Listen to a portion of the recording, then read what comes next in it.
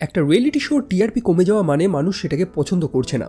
তো মানুষদের মনোরঞ্জন দেওয়ার জন্য আর কি কি করা যেতে পারে? সেই শোতে একটা ভূত অথবা একটা ডেভিলকে ডেকে আনা? 1977 সালে সেই হ্যালোউইনের রাতে সেই নাইট আউল নামক শোটাতে এমন কিছু অতিথিদের ডাকা হয়েছিল যারা নাকি ভূত দেখতে পারে বা ভূতের সাথে কথাও বলতে পারে অথবা ডেভিল। তবে সেই রাতে সেই শোতে এমন কিছু ভয়ানক ঘটনা ঘটেছিল যেটা কোনো মানুষই প্রত্যাশা করেনি, এমনকি সেই শোয়ের যে দর্শক রয়েছে তাদের থেকেও সম্পূর্ণ গোপন রাখা হয়েছিল। কথা হচ্ছে late night with the devil সিনেমাটাকে নিয়ে। শার্ডারের তরফ থেকে মুক্তি পাওয়া রিসেন্টলি একটা সিনেমা। যদিও যারা যারা সিনেমা দেখতে পছন্দ করেন তাদেরকে আমি হাইলি রিকমেন্ড করবো যে শার্ডার এবং A24 মিডিয়া এদের যা যা সিনেমা বেরোবে আপনি চোখ বুঝে দেখতে পারেন। এই সিনেমাটাকে 70-এর দশকের সেই ফাউন্ড ফুটেজ স্টাইলে বানানো হয়েছে। মানে আপনি নিজেকে সেই 70-এর দশকের একজন দর্শক হিসেবে মনে করেন যেখানে আপনি টিভিতে একটা শো দেখছেন। সো বাকিটা ভিডিওটা দেখতে দেখতেই বুঝে যাবেন। সো হে গাইজ, আমি Arnab, welcome to my channel. আর এই ভিডিওতে আমি late night with the devil সিনেমাটাকে সম্পূর্ণ এক্সপ্লেন করব। সময়টা ছিল 70-এর দশকের আমেরিকা। দেশে এনার্জির ক্রাইসিস, চারিদিকে রায়ট, ঝামেলা, ক্রাইম তো বেড়েই চলেছে। একই সাথে সেই দেশে একটা স্যাটানিক যুগ শুরু হয়েছে। দেশের কোনায় কোনায় স্যাটানিক কাল্ট তৈরি হয়েছে যেখানে মানুষেরা শয়তানের পুজো করা শুরু করেছিল। সো এরকম একটা খারাপ সময় মানুষের কি প্রয়োজন ছিল? মানুষের প্রয়োজন ছিল বিনোদনের, মানুষের প্রয়োজন ছিল হাসির, এবং জ্যাক ডেলরয় নামক মানুষটা প্রত্যেকটা মানুষকে সেই জিনিসটাই দিয়েছিল। 1971 সালে ইউবিসি নেটওয়ার্কের তরফ থেকে একটা শো রিলিজ করা হয় যেটার নাম হচ্ছে নাইট আউলস, এবং সেই শোয়ের যে হোস্ট রয়েছে অর্থাৎ জ্যাক ডেলরয়, যে তার দুর্দান্ত পারফরমেন্সের মাধ্যমে মানুষদের মনোরঞ্জন দিচ্ছিল, যেটা সেই সময় মানুষদের প্রয়োজন ছিল। সময় কাটতে থাকে, সেই শোটা দারুণ পপুলার হয়ে ওঠে, সাথে পপুলার হয়ে ওঠে জ্যাক ডেলরয়। বিভিন্ন ম্যাগাজিনে তার নাম, সে এখন একটা বড় সেলিব্রিটি। এমনকি সেই শোটা এতটাই সফল হয়ে যায় যে সেই ইউবিসি নেটওয়ার্ক অর্থাৎ সেই চ্যানেল জ্যাক ডেলরয়ের সাথে আরও 5 বছরের একটা ডিল সাইন করে। পরবর্তীকালে জ্যাকের রিলেশনশিপের ব্যাপারে জানা যায়। একজন স্টেজ অ্যাক্ট্রেস যার নাম হচ্ছে মেডলিন, তার সাথে জ্যাকের একটা ভালো সম্পর্ক ছিল এবং এই কাপলটাকে দেশের একটা কিউটেস্ট কাপল হিসেবে ধরা হতো।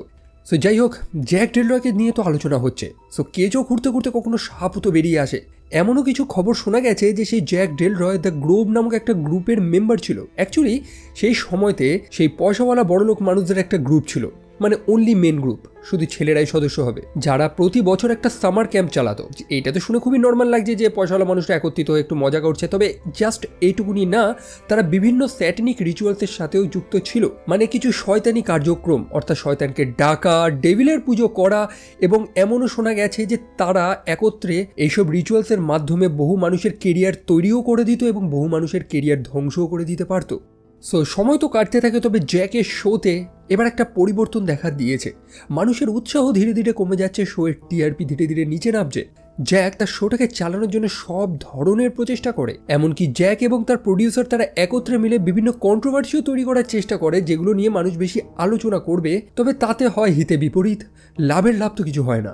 আর এরই মাঝে একটা দুঃসংবাদ শোনা যায়। জ্যাকের স্ত্রী অর্থাৎ মেডলিন, সে ক্যান্সারে আক্রান্ত। তার লাংস ক্যান্সার হয়েছে, যে সারা জীবনে কোনোদিন স্মোকই করেনি, মানে জাস্ট একটা হেলদি মানুষ, আচমকা সে এরকম অসুস্থ হয়ে পড়লো।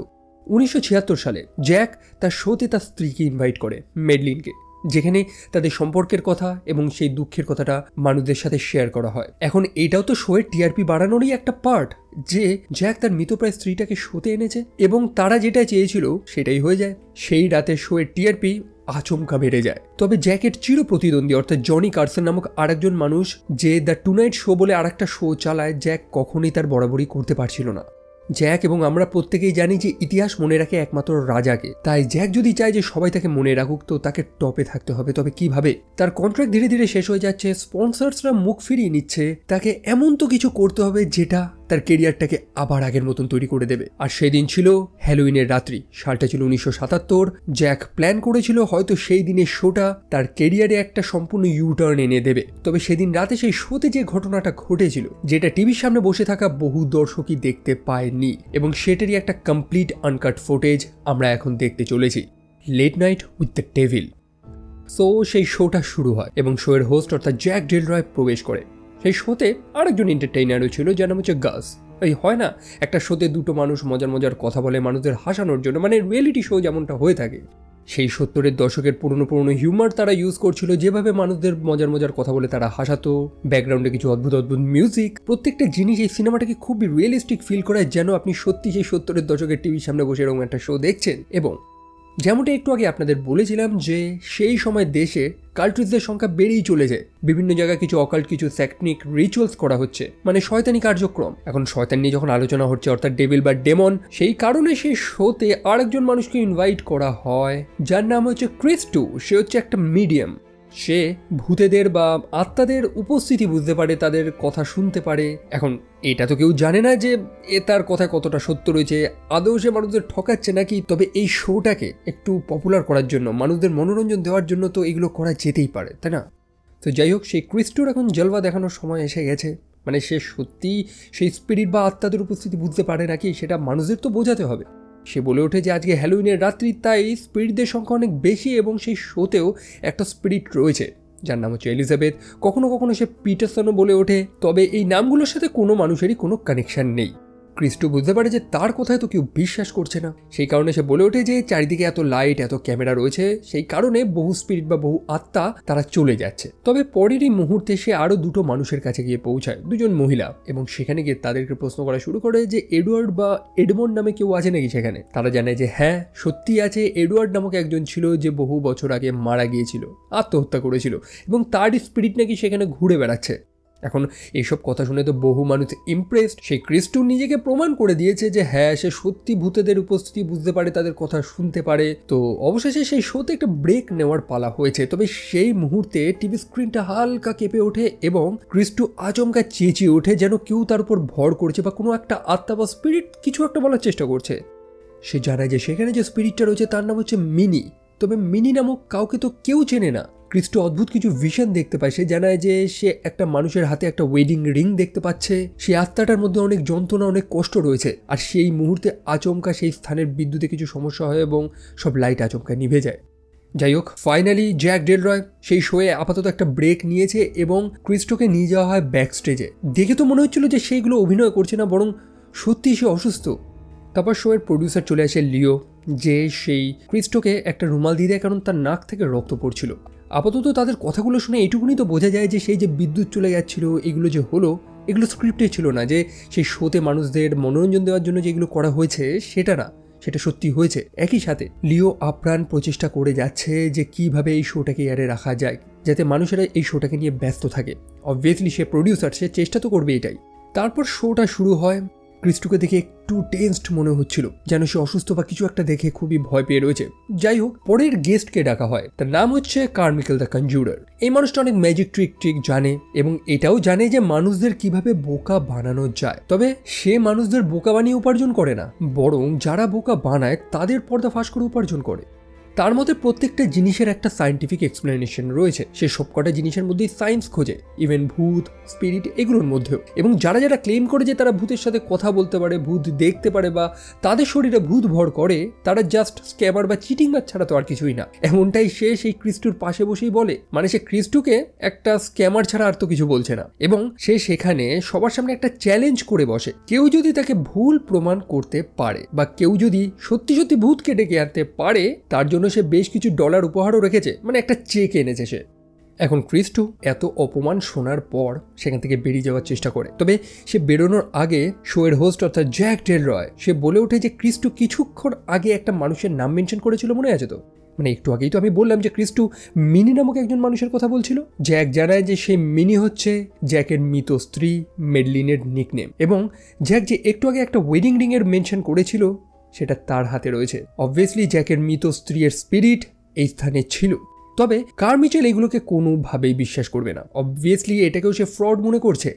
সে চায় যে সেই ক্রিস্টো আবারও প্রমাণ করুক, আবারও সেই জ্যাকের স্ত্রীর ভূতটাকে বা তার স্পিরিটটাকে এখানে ডেকে আনুক, এবং সে যদি পারে এই কাজটা করতে তাহলে তার জন্য $500,000 চেক সে একটা লিখে রেখেছে। তবে ক্রিস্টো তো এই কাজটা করতে পারবে না, কারণ সেই কাজটা করার অবস্থায় সে নেই। আমরা দেখেছিলাম সে অসুস্থ এবং তার সমস্যা আরও বেড়েই চলেছে। সে মাটিতে লুটিয়ে পড়ে এবং তার মুখ থেকে কালো বর্ণের তরল কিছু সাবস্টেন্স বেরিয়ে যায়। এখন আপনারা কম বেশি হরর সিনেমা যদি দেখে থাকেন তো শরীরের মধ্যে কালো বর্ণের কিছু পিচ্ছিল তরল পদার্থ একটা ভিন্ন মিন করে যে আপনার শরীরে কোনো ডেভিল বা ডেমন বা কোনো শয়তান বসবাস করেছে অথবা কোনো রোগের লক্ষণ। এখন এই জিনিসটা তো কেউ বুঝতে পারছে না। শোটাকে সেই মুহূর্তে আচমকা ব্রেক দেওয়া হয়, কারণ অবভিয়াসলি সেই জিনিসটা তো সবাইকে দেখানো যাবে না, এবং অসুস্থ ক্রিস্টোকে তৎক্ষণাৎ সেখান থেকে সরিয়ে নিয়ে গিয়ে হসপিটালে পাঠানো হয়।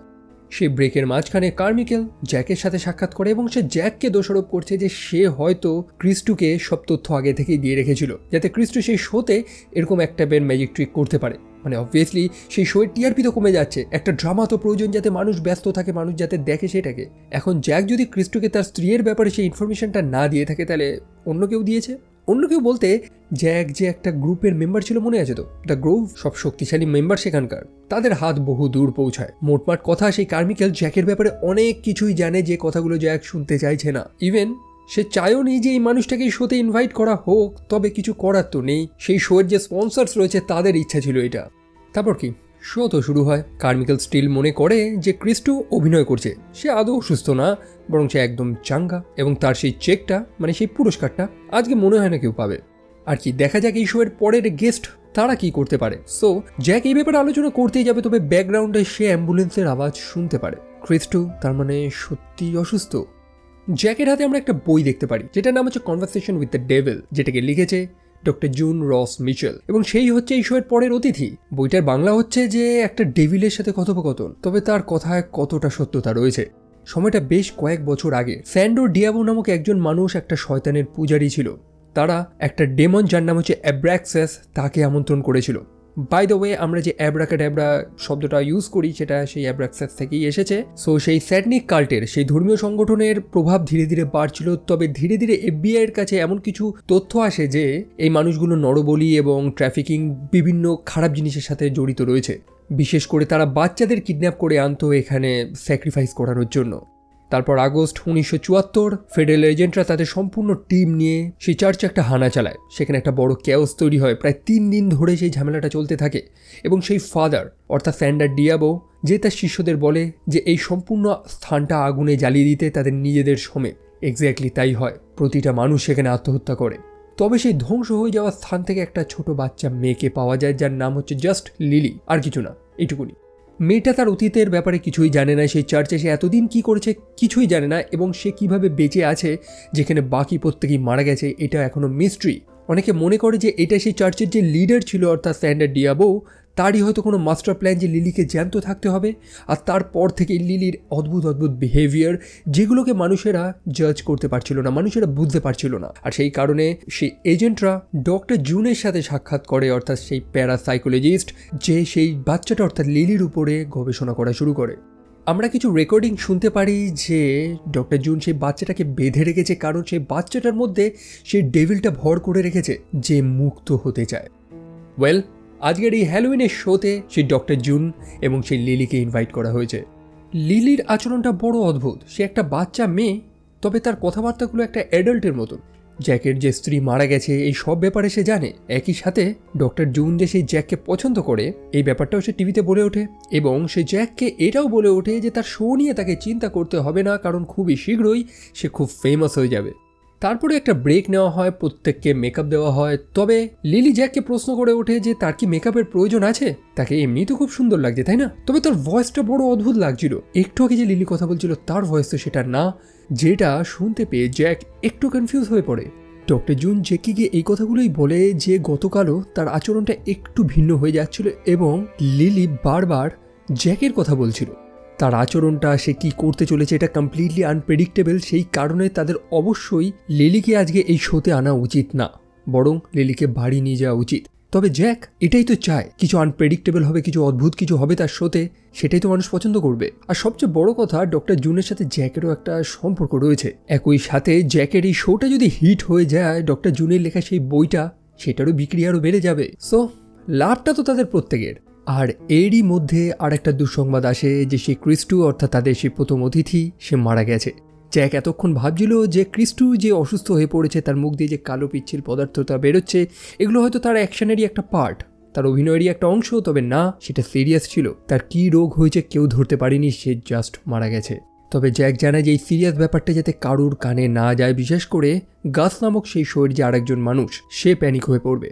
একই সাথে সে কার্মিকেল, সে চলে যায় সেই দর্শকের মধ্যে দুজন মহিলার সাথে কথা বলার জন্য, যাদের সাথে সে আগে ক্রিস্টু কথা বলেছিল। মানে এই মানুষটা কনফার্ম হওয়ার চেষ্টা করছে যে এই সেটে যে অদ্ভুত ম্যাজিকগুলো ঘটছে এগুলো আদৌ সত্য নাকি তার আগে থেকে সব প্রি প্ল্যান করে রেখেছে, মানে দর্শকদের আগের দিয়ে সব শিখিয়ে রেখেছে। যাই হোক, অ্যাড ব্রেক শেষ হয়, শো আবার শুরু হয়। ডক্টর জুন যে তার সাবজেক্টে পিএইচডি করে ফেলেছে, একজন প্যারাসাইকোলজিস্ট। তবে তার কাজটা কি, সে আসলে করেটা কি? সে অ্যাকচুয়ালি এমন কিছু মিস্টেরিয়াস জিনিসগুলো নিয়ে গবেষণা করছে যেগুলোর ব্যাখ্যা বিজ্ঞানের কাছে নেই, লাইক টেলিপ্যাথি, টেলিকিনেসিস, অথবা ডেমনিক পসেশন, অথবা সাইকিক ইনফেস্টেশন, যেটার বেসিক মানে হচ্ছে যে ভূতে ধরা বা ভূতে ভর করা। ডক্টর জুন লিলির উপরে প্রায় 3 বছর ধরে নানান রিসার্চ করে যাচ্ছে। লিলির শরীরে একটা ডেমন প্রসেস করে যার নাম হচ্ছে অ্যাব্রাক্সাস। তবে ডক্টর জুন সেই স্থান থেকে যেখান থেকে লিলিকে উদ্ধার করা হয়েছিল সেখান থেকে বেশ কিছু জিনিসপত্র জোগাড় করে এনেছে যেগুলো সেই কাল্টের লোকেরা রিচুয়াল করতে ব্যবহার করতো, যেমন কিছু ছুরি, একটা স্কাল। তবে ওই যে পাশে কার্মিচেল নামক মানুষটা বসে আছে না, সে প্রত্যেকটা কথা নিয়ে টিপ্পনি করে যাচ্ছে। আর এরই মধ্যে তাদের সেই সেটের সাউন্ড সিস্টেমে কোনো সমস্যা হয়, ওই ব্যাকগ্রাউন্ডে তাদের একটা ভূতের মিউজিক দিতে হয় না, সেই সাউন্ডটা বেজেই চলেছে, যেটাকে তারা কোনোভাবে বন্ধ করতে পারছে না। সেই সাউন্ডটা যে বাজাতো গাস নামক মানুষটা, সেও কিছু করতে পারছে না, কারণ জিনিসটা অটোমেটিক্যালি হচ্ছে। সে আওয়াজের ফ্রিকোয়েন্সিটা এতটাই হাই যে সেখানে উপস্থিত কাচের জিনিসগুলো ফেটে যাচ্ছে এবং সেখানে আয়নাতে আমরা একটা মানুষের মুখটা দেখতে পারি।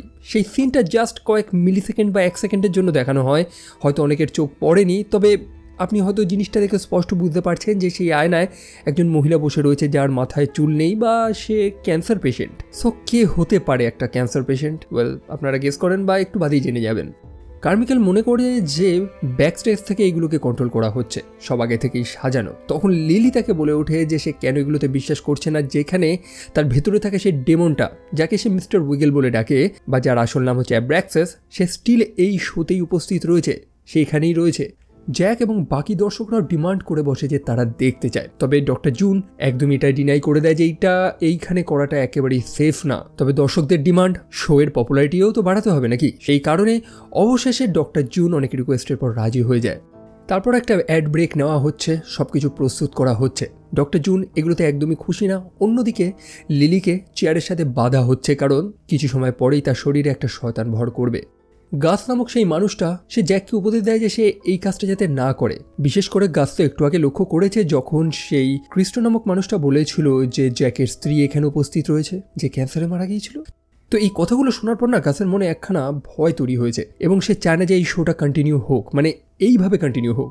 সো শো শুরু করার আগে ডক্টর জুন সবাইকে বলে দেয় যে আপনারা এখন যেটা দেখতে চলেছেন সেটা দেখে একটু শান্ত থাকবেন, ভয় পাবেন না। আর সবচেয়ে বড় কথা, সেই ডেমনটা এই দুনিয়াতে আসতে হলে তাকে লিলির থ্রুতেই আসতে হবে। আর কি কিছুক্ষণ বাদেই লিলির আচরণটা চেঞ্জ হয়ে যায়, তার গলার ভয়েসটা চেঞ্জ হয়ে যায়, যেন একটা ভিন্ন মানুষ কথা বলছে, একটা পুরুষ কথা বলছে। তার মুখের মধ্যে কিছু ক্ষত চিহ্ন দেখতে পারি, যেন দেখে মনে হচ্ছে সেটা একটা অন্য মানুষ। এবং সে সরাসরি জ্যাকের সাথে কথা বলা শুরু করে, যেন সে জ্যাককে চেনে। জ্যাকের সাথে নাকি তার আবারও সাক্ষাৎ হচ্ছে। তবে জ্যাক তো এই ব্যাপারে বুঝতে পারছে না যে সে এই ডেমনটার সাথে আবার কবে সাক্ষাৎ করেছে। ওয়েল, সে জানায় যে প্রায় বহু বছর আগে সেই লম্বা লম্বা গাছগুলোর নিচে সে জ্যাকের সাথে সাক্ষাৎ করেছিল। তবে এটার মানেটা কি? সে জানায় যে জ্যাক বহু বছর আগে তার স্ত্রী অর্থাৎ মেডলিনের কথা বলছে, তার সাথে জ্যাক খুব খারাপ একটা কিছু করেছিল। এবং ঠিক একই জিনিসটা সে এখন ডক্টর জুনের সাথে করতে চলেছে, কারণ এখন ডক্টর জুন এবং জ্যাকের মধ্যেও তো রিলেশন রয়েছে। তাদের মধ্যে নাকি একটা শারীরিক সম্পর্ক হয়েছিল, এমনও কিছু কথা সে বলছে। ডক্টর জুন বুঝতে পারে যে এবার তো সবকিছু কন্ট্রোলের বাইরে চলে যাচ্ছে, লিলিকে ফেরত আনা প্রয়োজন তার আগের মতন। সে কিছু মন্ত্রসন্ত্র পড়তে থাকে। আমরা দেখতে থাকি লিলিকে যে চেয়ারে বাঁধা হয়েছিল সেটা লেভিটেট করতে থাকে, সেটা হাওয়ায় ভাসতে থাকে। আর কিছুক্ষণ বাদেই লিলি ফিরে আসে আগের অবস্থায়। তবে এই অদ্ভুত জিনিসগুলোর মধ্যে জ্যাক একেবারে কনফিউজ, সে শকড যে এই বাচ্চা মেয়েটা এত কিছু জানলো কি করে। তারপরে একটা ব্রেক নেওয়া হয়। সেই কার্মিচেল সে স্টিল মনে করে যে এগুলো চিটিংবাজি হচ্ছে, কোনোভাবে মানুষদের ঠকানো হচ্ছে, এটা একটা টক শো নাকি এটাকে একটা ম্যাজিক শো বানিয়ে দেওয়া হয়েছে। অন্যদিকে ডক্টর জুন জ্যাককে জিজ্ঞেস করতে থাকে যে সেই মেয়েটা লম্বা লম্বা গাছগুলোর যে কথাটা বলছে সেটার মানেটা কি, জ্যাক কি আদৌ সত্যি কিছু জানে? ওয়েল, জ্যাক তো জানায় যে না, সে কিছু বুঝতে পারছে না। বাই দ্য ওয়ে, লিলির হাতের বাঁধনগুলো খোলা যাচ্ছে না, সেই কারণে জ্যাক একটা ছুরি নিয়ে আসে, যেগুলো দিয়ে সে লিলির হাতের স্ট্র্যাপগুলো কেটে দেয়, মানে বাঁধনটা খুলে দেয়।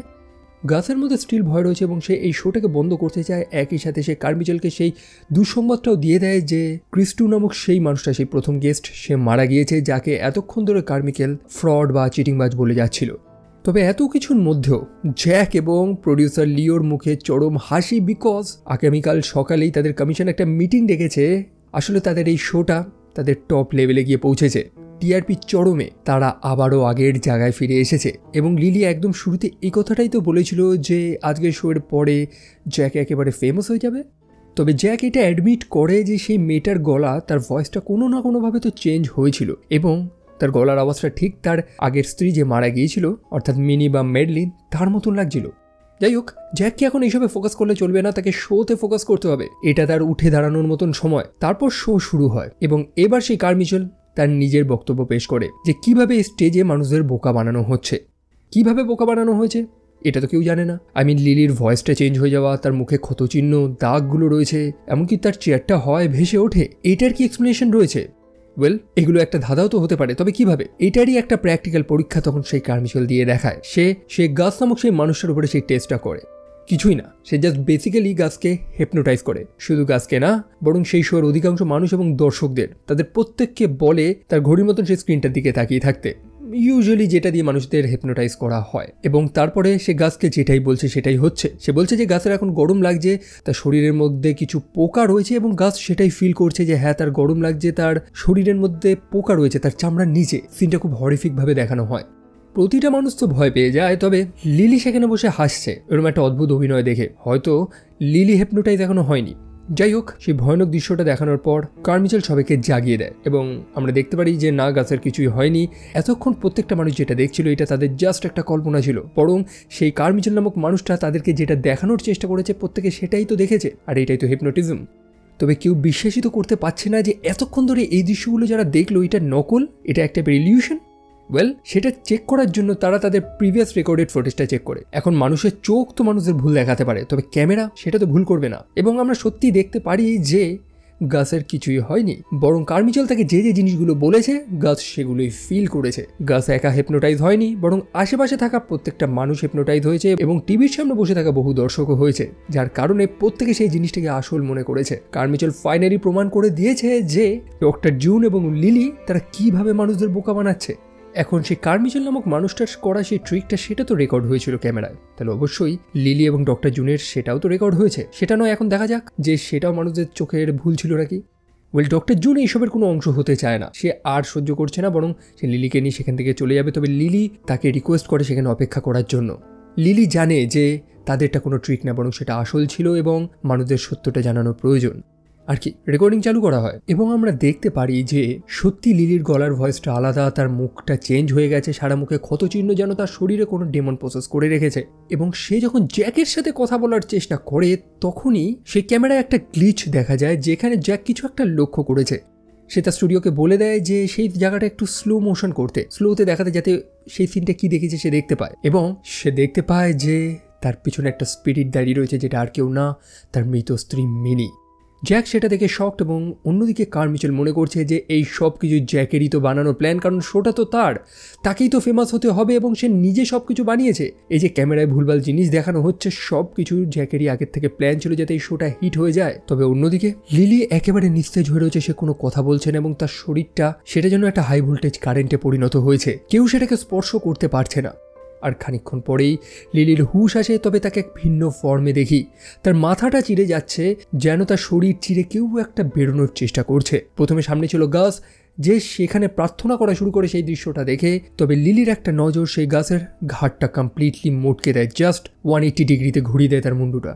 ডক্টর জুন তাকে আটকানোর চেষ্টা করে, তবে সেও ব্যর্থ হয় এবং তার গলায় যে ক্রস নেকলেসটা ছিল সেটা জড়িয়েই ডক্টর জুনের গলাটা কমপ্লিটলি ভাবে সে কেটে দেয়। অন্যদিকে কারমিচেল সেই ভয়ানক দৃশ্য দেখে এখন সে মেনে নিয়েছে যে হ্যাঁ, এগুলো কোনো ম্যাজিক সেজিক হচ্ছে না, বরং সত্যি এখানে অদ্ভুত কিছু হচ্ছে। এবং সে তার পকেট থেকে সেই চেকটা বার করে যে সত্যি তাকে কেউ ভুল প্রমাণ করে দিয়েছে, তবে এতক্ষণ অনেক দেরি হয়ে গেছে। সেই চেক এবং কারমিচেল তারা দুজনেই জ্বলে ধ্বংস হয়ে যায়। জ্যাক কোনো মতে তো পালায় সেখান থেকে, আর তারপরেই শোটা বন্ধ হয়ে যায়। আমরা আচমকা জ্যাককে দেখতে পাই। সময়টা অনেক আগের। জ্যাক তার স্মৃতির প্রত্যেকটা অংশে গিয়ে পৌঁছাচ্ছে। সে বুঝতে পারছে না যে এই স্থানে সে এখন কি করছে, যে সময়কালটা সে অলরেডি কাটিয়ে ফেলেছে।